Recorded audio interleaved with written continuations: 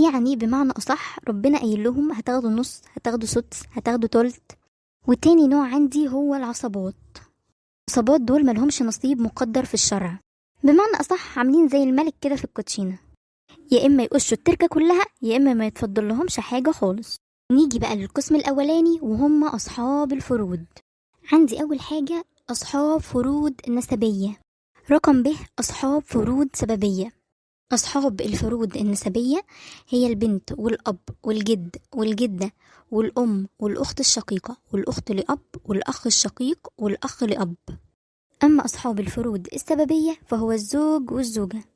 ودلوقتي هنبتدي نشرح صاحب كل فرد مع المثال، وعشان ladies first يعني هنبتدي بالزوجة الأول. الزوجة المقدر ليها في الشرع إنها تاخد ربع في حالة عدم وجود فرع وارث، وطبعا ربع التركة. أما في حالة وجود فرع